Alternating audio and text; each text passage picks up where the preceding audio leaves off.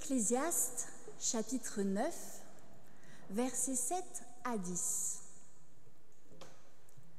Va, mange ton pain avec joie, bois ton vin le cœur content. Déjà, Dieu a agréé tes œuvres. Qu'en tout temps tes vêtements soient blancs et que l'huile ne manque pas sur ta tête. Jouis de la vie avec la femme que tu aimes, pendant les jours de la vie éphémère que Dieu t'a donnée sous le soleil. Pendant tous tes jours éphémères, car c'est ta part dans la vie et dans le travail que tu fais sous le soleil. Tout ce que ta main trouve à faire, avec ta force, fais-le. Car il n'y a ni activité, ni raison, ni connaissance, ni sagesse dans le séjour des morts où tu vas.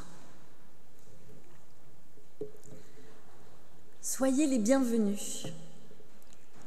Vous qui êtes venus chercher une parole de vie, vous qui êtes venus trouver la paix de l'esprit, vous qui êtes venus vous décharger de vos soucis. Qui que vous soyez et d'où que vous veniez, soyez-en certains. Le Seigneur vous offre sa joie. Jésus le Christ vous offre son amour. Et l'Esprit Saint vous offre sa force. Que ce qui vous est offert sans condition soit reçu avec reconnaissance. Amen.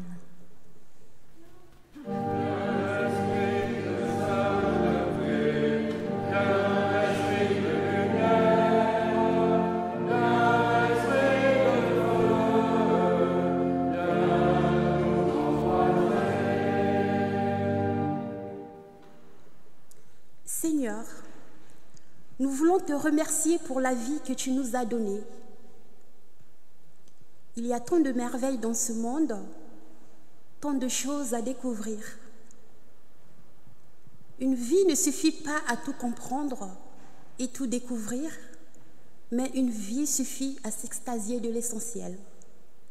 Le bonheur du partage, le mystère de la naissance, la joie de la transmission, la satisfaction du travail accompli, la découverte de ton amour plus grand que tout. Seigneur, nous avons mille raisons de nous réjouir et de te remercier. Nos cœurs débordent de reconnaissance et c'est pourquoi, à pleine voix, nous te chantons avec toi, Seigneur, tous ensemble. Avec toi.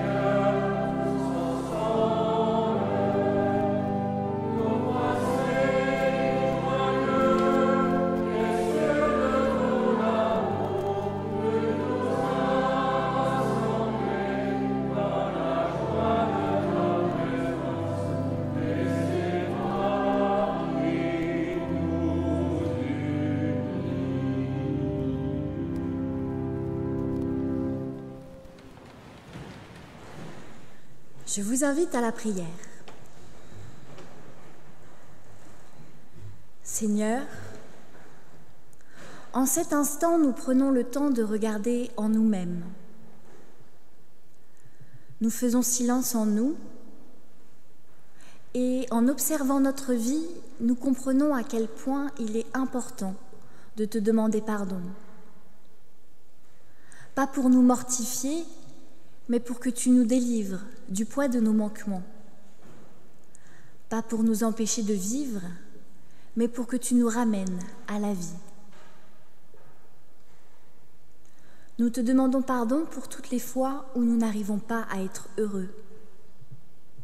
Lorsque nos yeux sont voilés par les soucis de la vie et que nous sommes attentifs à tout ce qui ne va pas, au lieu de rechercher le bon et le beau. Viens ouvrir nos yeux. Nous te demandons pardon pour toutes les fois où nous travaillons sans relâche, sans parvenir à nous rappeler pourquoi ou pour qui nous faisons tout ça. Viens nous rappeler que notre travail ne sert qu'à nous permettre d'aider, de consoler et de donner. Nous te demandons pardon pour notre besoin de tout contrôler, de tout planifier, de tout sécuriser, qui nous paralyse et nous enferme dans la peur. Viens et aide-nous à nous lever et à marcher en confiance. Nous te demandons pardon pour toutes les fois où nous faisons des réserves, où nous fermons les mains afin de nous préserver d'un avenir incertain. Viens, apprends-nous à ne pas nous inquiéter du lendemain, car l'avenir ne nous appartient pas. Seigneur, en cet instant où nous prenons le temps de regarder en nous-mêmes et où nous te demandons pardon pour tous nos actes manqués, viens nous libérer. Renouvelle en nous ta vie, afin que notre existence soit bonheur, partage et confiance. Amen.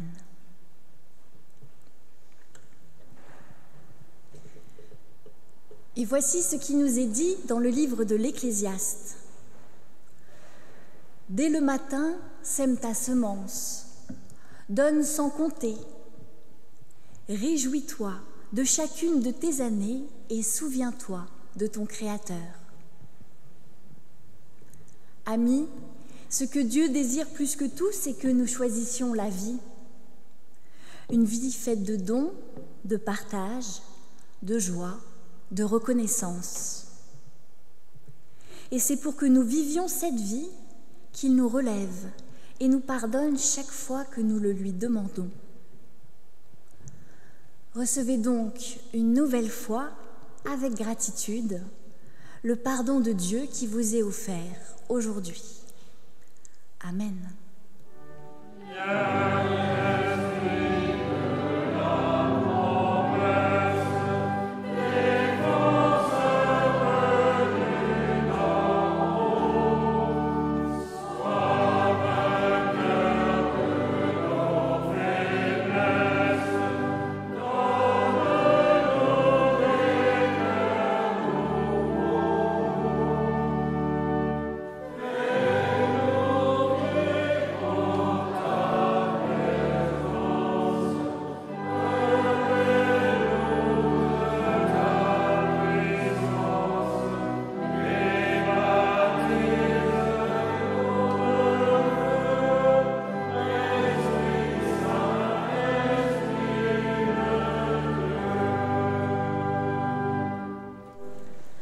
Avant la lecture du texte biblique, nous prions. Éternel notre Dieu, merci d'être présent parmi nous ce matin. Tu le vois, nous venons avec des cœurs affamés de paroles, affamés de réconfort, affamés de toi. Envoie sur chacune et chacun de nous ton Esprit Saint, afin que nous puissions, par le texte que nous allons entendre, redécouvrir ta parole d'amour et de vie. Envoie sur chacune et sur chacun de nous ton Esprit Saint, afin que cette parole que nous allons entendre, nous puissions la partager autour de nous dans la semaine qui vient. Amen. Nous lisons au nom du Seigneur.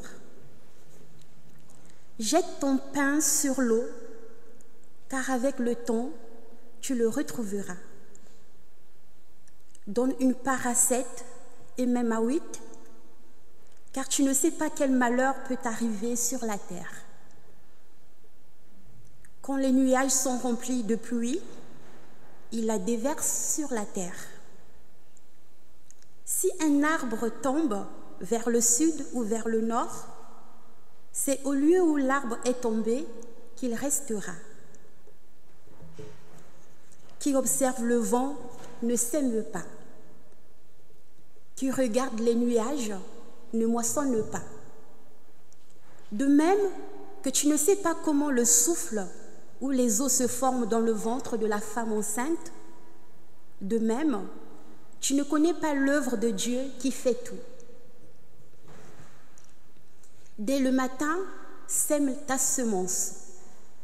Le soir, ne repose pas ta main, car tu ne sais pas ce qui réussira, ceci ou cela, ou si l'un comme l'autre sont également bons.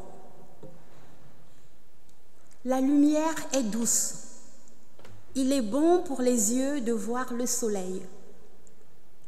Si donc quelqu'un vit beaucoup d'années, qu'il se réjouisse de chacune d'elles et qu'il se rappelle que les jours de ténèbres seront nombreux. Tout ce qui arrive n'est que futilité. Jeune homme, réjouis-toi de tes jeunes années, que ton cœur te rende heureux pendant les jours de ta jeunesse. Sur les voies de ton cœur et les regards de tes yeux, sache que pour tout cela, Dieu te fera venir en jugement. Écarte donc de ton cœur la contrariété. Éloigne le malheur de ta chair, car jeunesse et fraîcheur ne sont que futilité. Amen.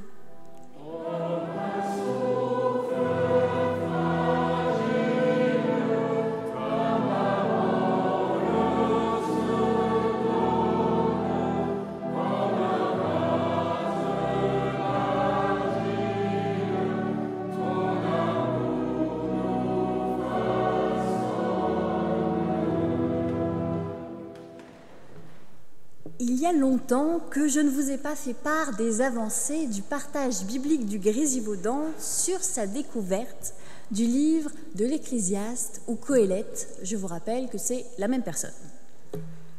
Et pourtant, nous en sommes presque à la fin. Mercredi prochain, nous allons voir le chapitre 12, le dernier chapitre. Ici, je vous propose de partir à la découverte du chapitre 11, un chapitre que le groupe a trouvé plein de bon sens, de ce que l'on pourrait appeler une sagesse populaire. Et une fois n'est pas coutume, je vous propose de partir à la découverte de ce chapitre en commençant par la fin. Pour Qoéleth, nous ne pouvons vivre vraiment que si nous avons conscience de notre finitude, que si on arrive à réaliser au plus profond de nous-mêmes que tout ce que nous faisons, construisons et sommes a une fin. Ce n'est qu'en sachant que notre vie est futilité, quelque chose d'éphémère, un peu comme de la buée qui est là un instant et puis qui disparaît, que nous pouvons pleinement profiter de la vie comme d'un cadeau qui nous est donné de la part de Dieu. Nous allons donc commencer par la fin du chapitre, car c'est là que l'on parle de la fin de la vie. Relisons un extrait.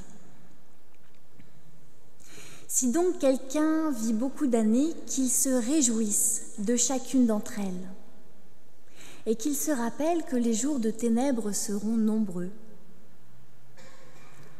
Jeune homme, réjouis-toi de tes jeunes années, que ton cœur te rende heureux pendant les jours de ta jeunesse, sur les voies de ton cœur et les regards de tes yeux. Sache que pour tout cela, Dieu te fera venir en jugement. Écarte donc de ton cœur la contrariété, éloigne le malheur de ta chair, car jeunesse et fraîcheur ne sont que futilité. Aux jeunes insouciants, Qoéleth distille les paroles d'un vieux sage, de quelqu'un qui a vécu. La vie file à toute vitesse. Et la vieillesse n'est pas facile à accepter et encore moins à vivre.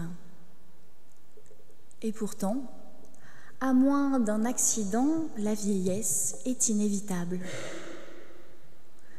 Nous vivons dans un monde fini. Notre vie a un commencement et une fin. Rien n'est éternel sous le soleil dans le monde que nous habitons.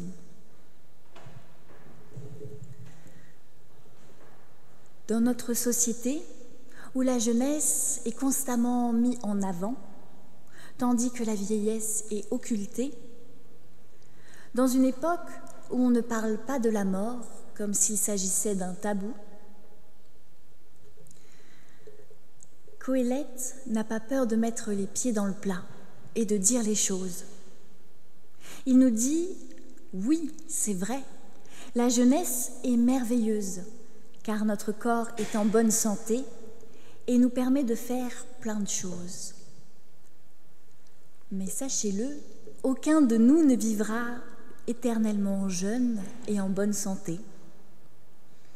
C'est pourquoi, au temps de votre jeunesse, réjouissez-vous, faites des projets, vivez vos rêves, n'attendez pas demain.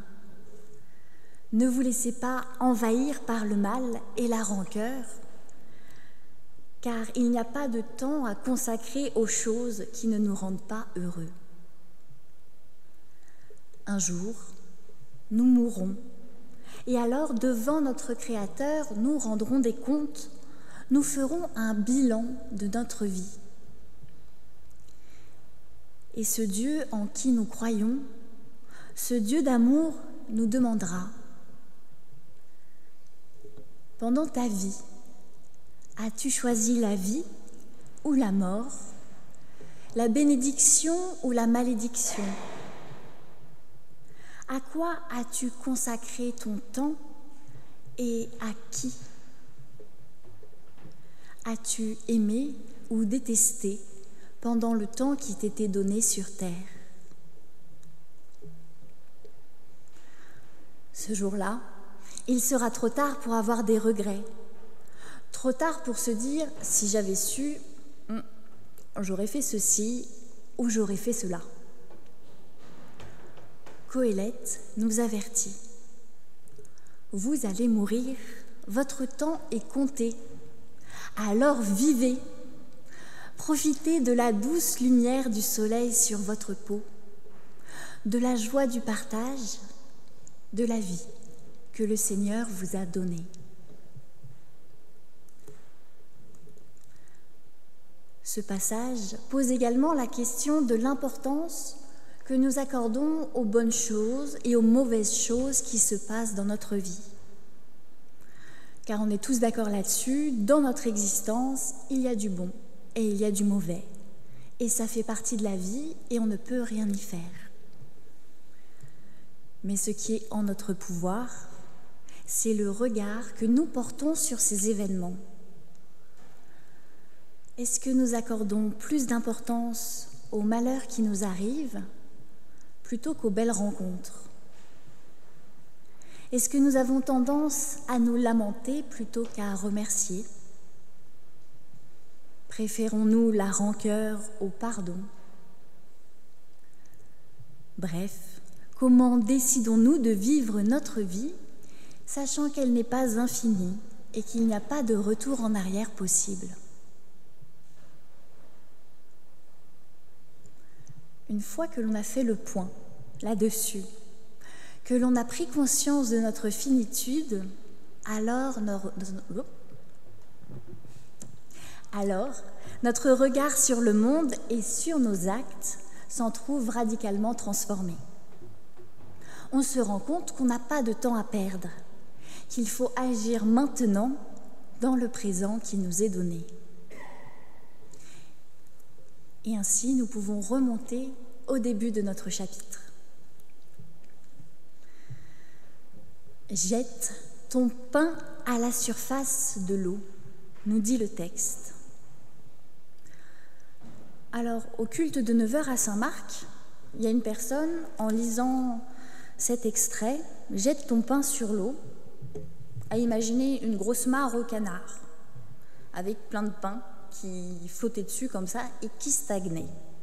Et du coup, on en a parlé après, et moi, j'imagine pas du tout une mare au canard, j'imagine une rivière qui coule et qui emporte dans son courant le pain qui est jeté. Ce qui veut dire que dans ce cas-là, le pain peut être récupéré et on ne sait absolument pas où il va et quel sera son parcours. Bien sûr, ce geste reste provoquant. C'est une exhortation à gaspiller l'essentiel, le nécessaire de notre vie, le pain. Et pour la sagesse du monde, cela n'a aucun sens. On ne gaspille pas de son essentiel. Mais vous le savez, la sagesse de Dieu n'est pas celle du monde, et ici, Colette nous le redit en utilisant cette image du pain sur l'eau. Il nous dit, la sagesse de Dieu, c'est de jeter son pain sur l'eau. Et c'est même de donner à 7 personnes ou à 8, car on ne sait quel malheur peut arriver. Ici, nous sommes dans une inversion des valeurs du monde. L'auteur nous affirme que donner sans compter est une bonne chose, que faire des réserves est inutile, car on ne sait pas quel malheur peut arriver. C'est une sagesse dans laquelle j'ai trouvé 3 vérités. La première est très pratico-pratique. Quand on peut donner aujourd'hui, donnons. Parce qu'une personne qui nous demande de l'aide est dans le besoin pour aujourd'hui. Les personnes qui sont en souffrance, qui sont en situation précaire, ne se soucient pas du lendemain, elles n'ont pas le temps de se soucier du lendemain. Leur premier souci, c'est de survivre dans le jour présent. Donc si nous voulons vraiment aider, c'est maintenant qu'il faut donner. En plus, la vie devient quand même bien plus belle lorsque l'on partage ce qui nous est le plus nécessaire. Cela change notre regard sur le monde, encore une fois. Deuxièmement, et le texte nous le dit et nous le redit, nul ne sait de quoi demain sera fait. Peut-être qu'il y aura une coupure de courant mondial et que tout ce que nous avons soigneusement accumulé pendant des années sur nos comptes en banque disparaîtra. Peut-être que dans quelques années, nous aurons des soucis personnels qui ne nous permettront plus de donner. Alors, tant que nous le pouvons, si nous le pouvons aujourd'hui, faisons preuve de générosité avec les autres. Cette histoire de pain sur l'eau me fait penser à la manne dans le désert qui était donnée au peuple hébreu. Vous savez, cette nourriture envoyée par Dieu pour nourrir son peuple qui ne se conservait que 24 heures. C'est fou ça quand même. Par cette manne, Dieu apprenait à son peuple à vivre dans le présent, et à placer sa confiance en Dieu seul pour le lendemain. C'est ce que nous redit Qoéleth, et c'est ainsi que nous sommes appelés à vivre, dans le présent et dans la confiance en Dieu.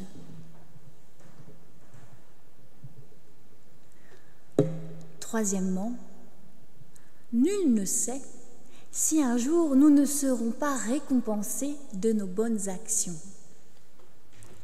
Mais une chose est sûre, plus nous partageons, plus nous avons de probabilités statistiques qu'une personne que nous avons aidée s'en souvienne et nous vienne en aide lorsque nous serons dans le besoin.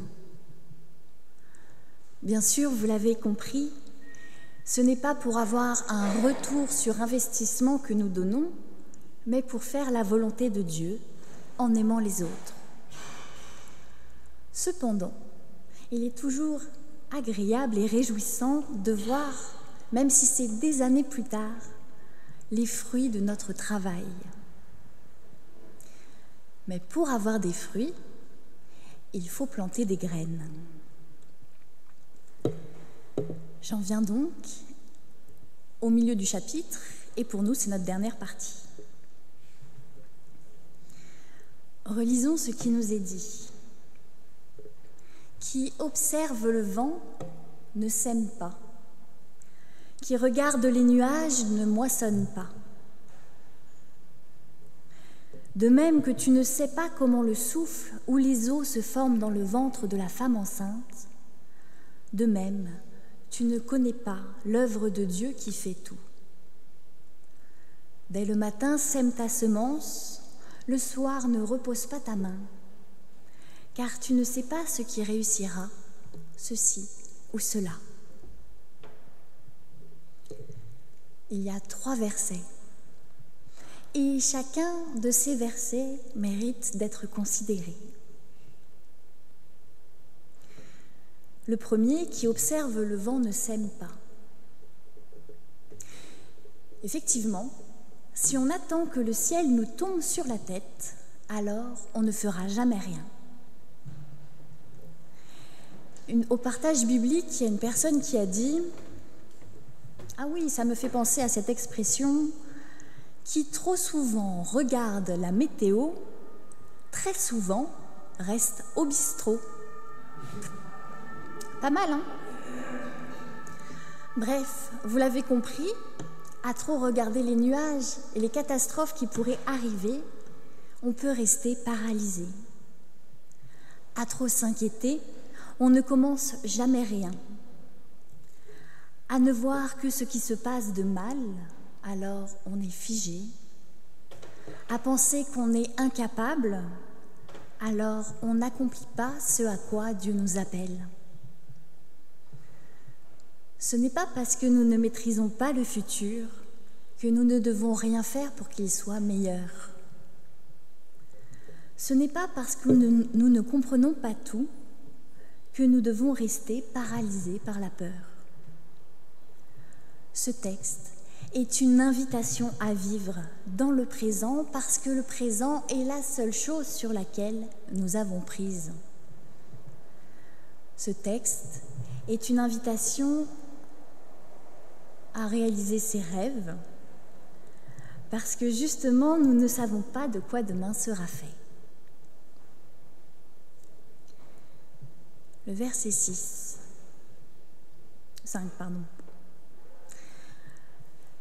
Tu ne sais pas comment le souffle ou les eaux se forment dans le ventre de la femme enceinte. Ici, Qoéleth nous rappelle que le monde est rempli de mystères à découvrir, mais que jamais nous ne saurons l'entièreté de toute l'œuvre de Dieu, car tout cela reste et restera mystérieux. Ici, c'est un appel à l'humilité. Même si nous savons globalement comment la vie se crée, nous n'avons aucune idée de comment la conscience, l'esprit arrive dans le fœtus, comment se développe notre personnalité, qu'est-ce qui fait qu'on est nous et comment ce nous est arrivé dans notre corps. Dieu seul le sait, et c'est pas grave, et c'est même très beau. Nous ne sommes pas maîtres de la création et c'est pourquoi nous n'avons pas à tout comprendre. Par contre, nous sommes créatures de Dieu, appelées à prendre soin du reste de la création. Accepter le mystère, l'inconnu, nous permet de nous libérer du poids du savoir qui peut parfois nous oppresser. Nous avons le droit d'échouer. Parce que nous ne savons pas tout. Nous avons le droit de faire des erreurs, de nous planter et de recommencer. C'est cela aussi, la vie. Et c'est pourquoi, et j'ai bientôt fini, nous pouvons lire ce dernier verset comme quelque chose de positif et non comme quelque chose d'oppressant. Dès le matin, sème ta semence, et le soir, ne repose pas ta main. Ici, il ne s'agit pas de dire que l'on doit travailler du matin au soir pour son patron ou son association, sans prendre du temps pour soi ou pour sa famille. Il ne s'agit pas de ce travail-là. Sème ta semence. Sème ce que tu as appris. Partage avec les autres. Ne garde pas tes connaissances pour toi, mais fais en sorte qu'elles servent au bien commun. N'arrête pas de vouloir transmettre, d'essayer de nouvelles choses, de changer de parcours, car tu ne sais ce qui réussira, quelles portes s'ouvriront devant toi et quelles portes se fermeront. Le travail vu par Qoélette n'est pas quelque chose d'asservissant, mais quelque chose qui permet à notre vie d'avoir un sens. Faire un travail qui a du sens pour nous réjouit nos cœurs et égaye nos journées. Cela nous permet d'avoir envie de nous lever le matin. La réussite ne viendra pas de nous, mais de Dieu qui fait toutes choses. Mais notre joie sera d'avoir été là pour être les outils de notre Créateur durant le temps que nous avons à passer sur la terre. Je conclus. Ce chapitre 11 est donc un appel à la vie et non à la mort. Un appel à agir selon ce que Dieu a placé dans notre cœur et non une invitation à la paralysie. C'est un élan de partage immodéré, car libéré de l'inquiétude de ce que sera demain. Ce chapitre 11 nous dit « Choisis la vie, choisis de voir les belles choses, choisis de faire des belles choses. Ne te crois pas tout-puissant ou immortel, mais sois à l'écoute de la mission que Dieu t'a confiée aujourd'hui et qu'il a placée dans ton cœur. Partage, transmets, sème, aime. Car la vie n'est pas plus que cela, mais c'est cela qui te rendra heureux et qui réjouira Dieu avec toi. Amen.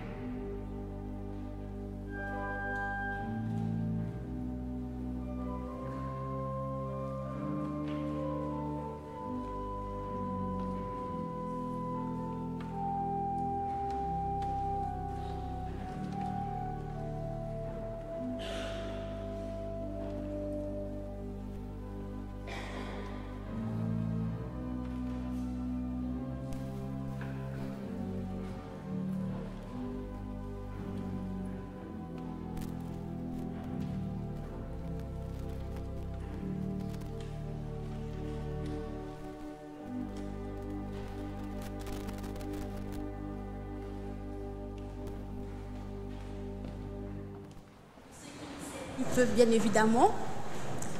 Et nous allons confesser la foi chrétienne. Je crois que Dieu a créé le monde pour le bonheur et pour la vie. Je crois en l'unique Dieu d'amour. Je crois qu'il a créé l'homme et la femme non seulement pour l'amour, mais dans l'amour, et qu'ils ne seront véritablement humains que s'ils vivent de cet amour. Je veux croire en l'être humain, image de Dieu. Je crois que pour nous atteindre, la parole de Dieu s'est faite chair en Jésus-Christ. Je crois en Jésus-Christ, image parfaite de Dieu, le lieu de sa présence. Je crois que sous l'action de son esprit, toute personne peut recevoir l'évangile de Jésus-Christ comme parole de Dieu qui console et libère, qui insuffle joie et ardeur et permet de se tourner vers autrui. Je crois en l'esprit, souffle de Dieu. Malgré mes limites et mes doutes, je veux croire que Dieu est avec nous dans la vie, dans la mort, dans la vie après la mort. Je crois qu'il fait toutes choses nouvelles. Amen.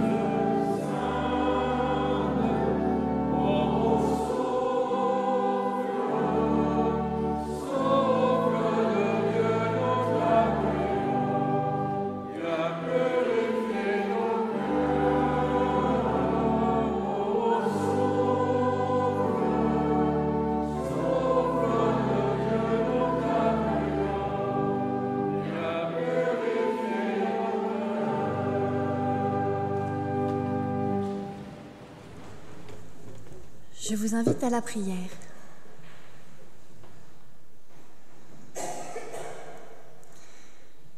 Éternel notre Dieu, nous nous unissons dans la prière pour te confier toutes les personnes qui n'ont plus d'espoir en l'avenir et qui restent paralysées face à l'ampleur des choses à faire pour rendre ce monde plus juste et plus respectueux du vivant. Envoie sur elles ta paix, libère-les de leur angoisse, afin qu'elles trouvent en toi la force d'agir, afin qu'elles passent de l'espoir à l'espérance.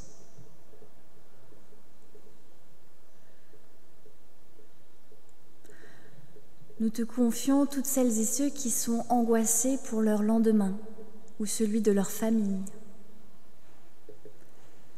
Mets en leur cœur la confiance. Apprends-leur à profiter du présent et à se réjouir chaque jour de ce qu'ils vivent de beau et de bon.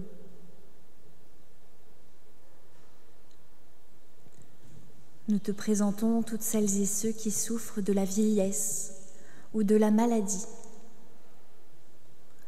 Sois leur lumière dans leur nuit.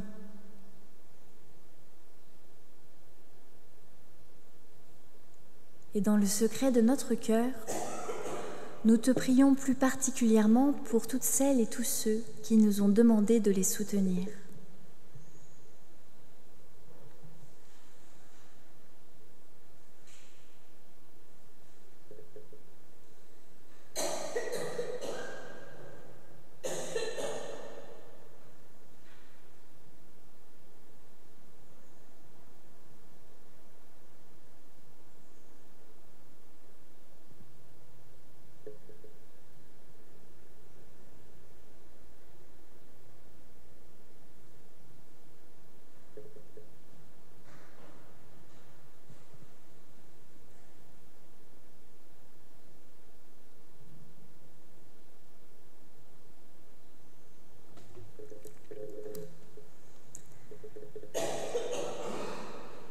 Et tous ensemble, unis par ton esprit, nous te disons, notre Père qui es aux cieux, que ton nom soit sanctifié, que ton règne vienne, que ta volonté soit faite sur la terre comme au ciel. Donne-nous aujourd'hui notre pain de ce jour. Pardonne-nous nos offenses, comme nous pardonnons aussi à ceux qui nous ont offensés. Ne nous laisse pas entrer en tentation, mais délivre-nous du mal, car c'est à toi qu'appartiennent le règne, la puissance et la gloire, pour les siècles des siècles. Amen. Je vous invite à vous lever pour l'envoi et la bénédiction.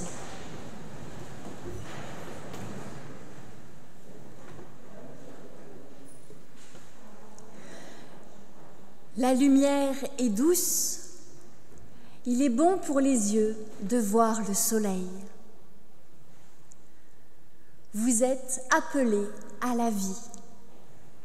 Que votre regard puisse se réjouir de la beauté du monde. Que votre bouche sache s'émerveiller d'un morceau de pain partagé. Que vos mains trouvent plaisir à travailler pour Dieu. Allez et recevez la bénédiction de Dieu afin d'être vous-même bénédiction pour les autres. Dieu le Créateur vous dit, afin que vous puissiez vivre une vie heureuse, je vous bénis. Jésus le Christ vous dit, afin que vous puissiez aimer Dieu, les autres et vous-même, je vous bénis. L'Esprit Saint vous dit, afin que vous puissiez agir en accord avec ce que l'Éternel a mis dans votre cœur, je vous bénis. Allez et vivez. Amen.